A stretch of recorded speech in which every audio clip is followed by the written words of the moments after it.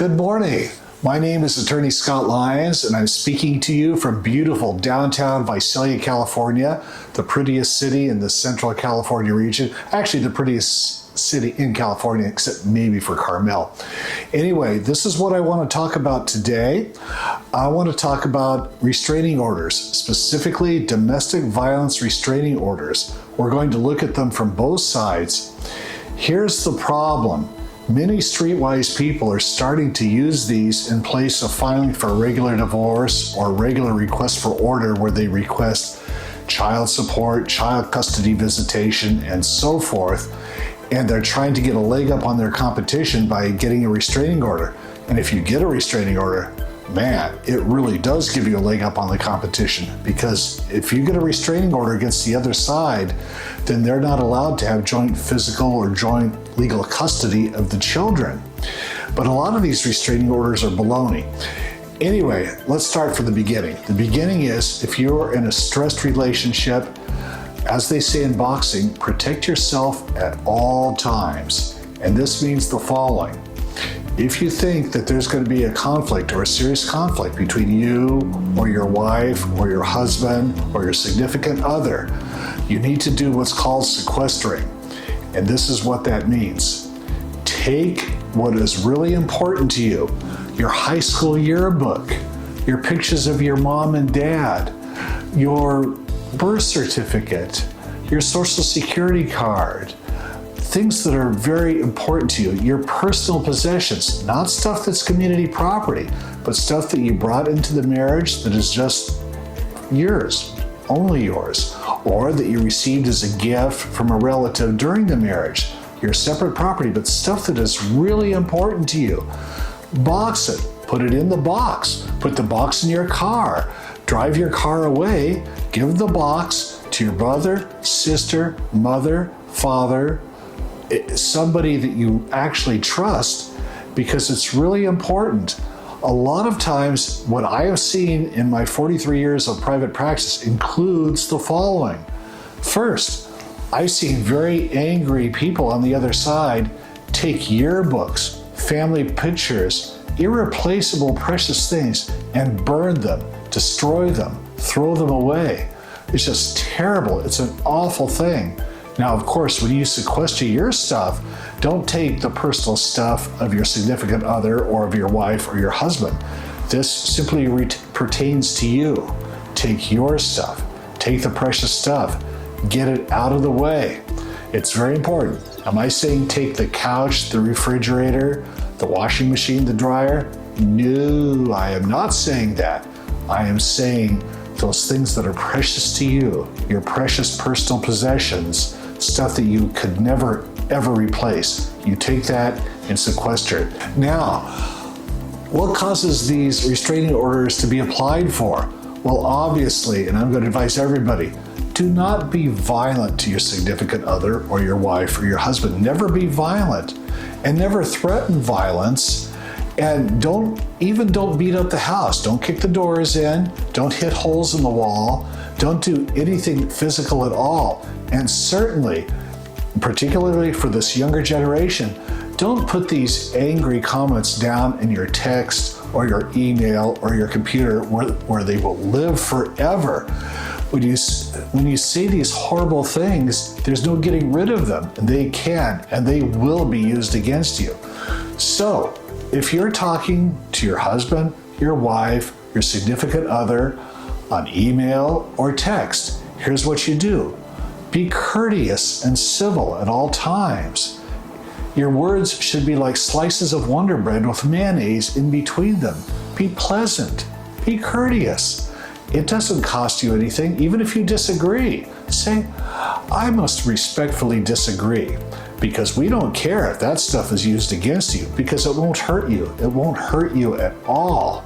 But what will hurt you is losing your temper, being caught on video losing your temper, or having pieces of the door knocked out or the wall knocked out by you kicking them or hitting them or screaming, or having screaming, shrieking, ferocious, bad words and terrible threats being made on video while you're being recorded. We really don't want that. And again, This goes over not just because you're being recorded, but this goes over to your personal life. There's no reason to yell or scream or get violent. Talk civilly and courteously, and if the other side doesn't, walk away. But if the other side threatens you or hurts you physically, yes, you need to apply for a domestic violence restraining order. And how do you do that? You call Attorney Scott Lyons, area code 559-636-8122, 1010 West Main Street, Visalia, California.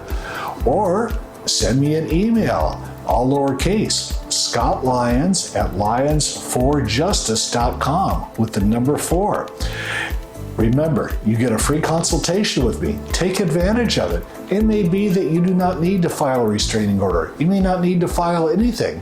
You may not need to really do anything. And if that's the case, I will tell you, because I will be straight, honest, and upfront with you 100%, as I expect you will be with me. Now, restraining orders are unfortunately very easy to obtain.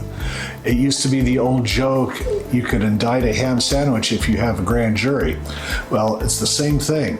If you make any allegations, they have to be treated as true by the court, because the court actually doesn't know the credibility or non-credibility of whoever is making the declaration. They just don't know.